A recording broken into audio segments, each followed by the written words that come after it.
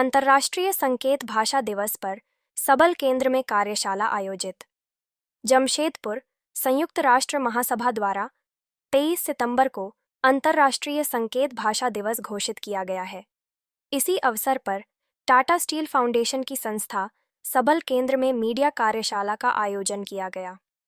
इस दौरान दिव्यांगजन ने अपनी सफलता की कहानियां साझा कीं और संकेत भाषा के महत्व को समझाया। कार्यक्रम में टाटा स्टील फाउंडेशन के प्रमुख कैप्टन अमिताभ ने कहा, हमारा उद्देश्य है कि समाज का कम से कम 1% हिस्सा भी दिव्यांगजनों को समझे और उन्हें बराबरी का स्थान दे। सबल संस्था खासकर ग्रामीण क्षेत्रों में सक्रिय रूप से कार्य कर रही है।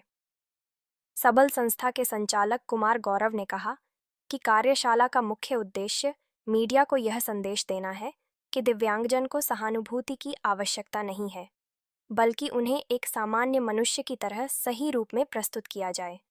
उन्होंने बताया कि दिव्यांग अधिकार कानून लागू होने के बाद समाज में सकारात्मक बदलाव आए हैं, हालांकि अभी और सुधार की आवश्यकता है। इस मौके पर कई दिव्यांगजन ने अपनी जीवन यात्रा साझा की। रफीक शाह ने बताया कि दुर्घटना में दोनों पांव कटने के बाद वह 1.5 साल तक बिस्तर पर रहे, लेकिन सबल संस्था की मदद से उन्हें जयपुर फुट मिला और अब वे ड्राइवर और ऑपरेटर के रूप में काम कर रहे हैं। मीना कुमारी, जो नेत्रहीन हैं, ने कहा कि परिवार और सबल की मदद से उन्होंने ग्रेजुएशन और कंप्यूटर ट्रेनिंग पूरी की। आज वे खुद दिव्यांगजनों को कंप्यूटर ट्रेनिंग देती हैं। बलबीर कौर, दृष्टिबाधित आरजे, ने बताया कि उन्हें कई पुरस्कार मिल चुके हैं और अब तक वे 40 कविताएं लिख चुकी हैं। उन्हें साहित्य लेखन का विशेष शौक है। कार्यक्रम के दौरान दिव्यांगजनों के लिए उपयोगी विभिन्न उपकरणों को भी मीडिया के समक्ष प्रदर्शित किया गया। प्लस बड़ा अक्षर में लेटर में कीबोर्ड में होता है, ये लो विजन के लिए, ये हाई कॉन्ट्रास्ट कीबोर्ड है। तो ये आईडी बच्चे के लिए मेनली यूज होता है, लो विजन की यूज कर सकते हैं, और high contrast mainly low vision के लिए यूज होता है। ये ब्रेल बोर्ड है, तो हिंदी में ब्रेल का जो लेटर एंड आपका जो 1 2 3 4 जो है, ये है ABCD का जो है। तो ये ब्रेल लर्निंग गाइड है। इसके दौरान जो विजुअल इंपेयरमेंट बच्चा होता है उनको हम लोग सिखाते हैं। लोकोमोटर यानी जैसे ना इसमें हाथ और पांव दोनों, ठीक है। दूसरा है लेप्रोसी क्योर्ड पर्सन, यानी कुष्ठ रोग से मुक्त व्यक्ति, कुष्ठ रोग से मुक्त व्यक्ति। जमशेदपुर में कितने लेप्रोसी कॉलोनीज हैं? आप लोग जमशेदपुर वाले कोई आइडिया? लेप्रोसी कॉलोनीज क्या होता है, कोई आइडिया? उसके बाद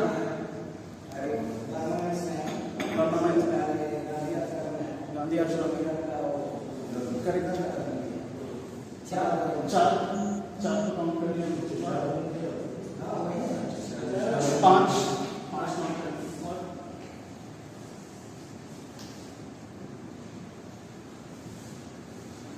सर हम लोग स्लाइड है केवल जमशेदपुर में सर 19 लेप्रोसी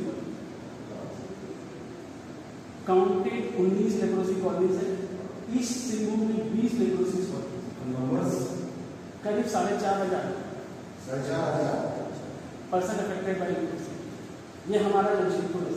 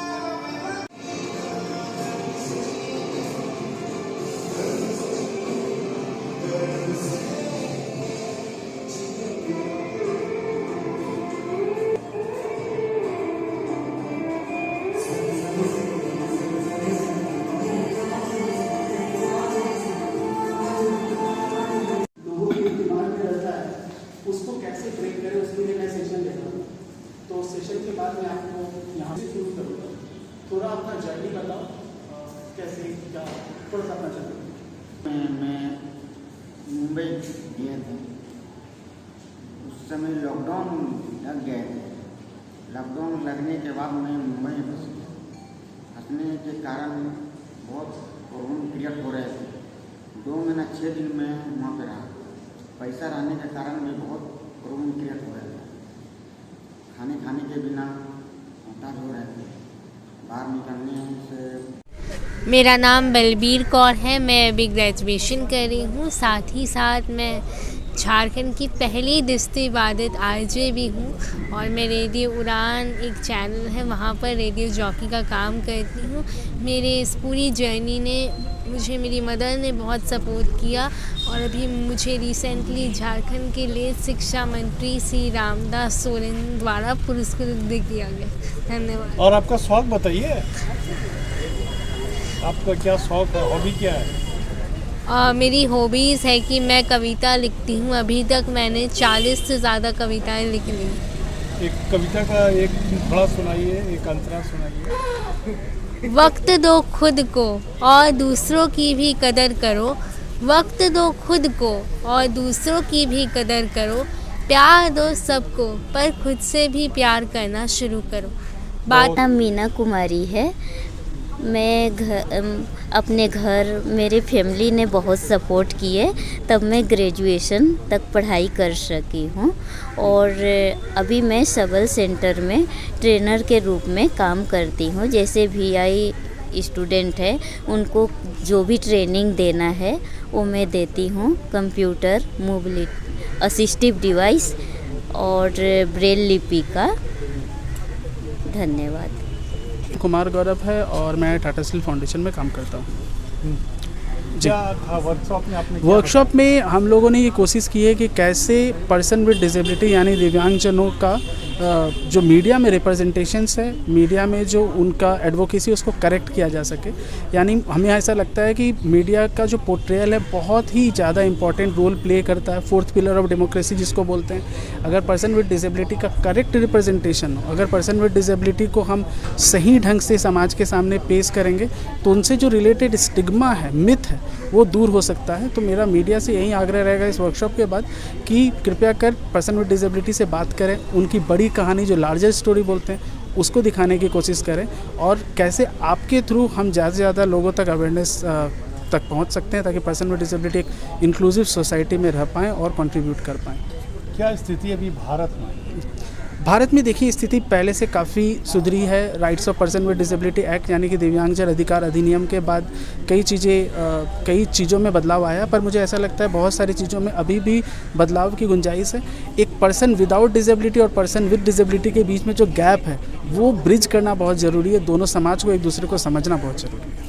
कितने लोग अभी तक आपके पूरे भारत में होंगे इस तरह का?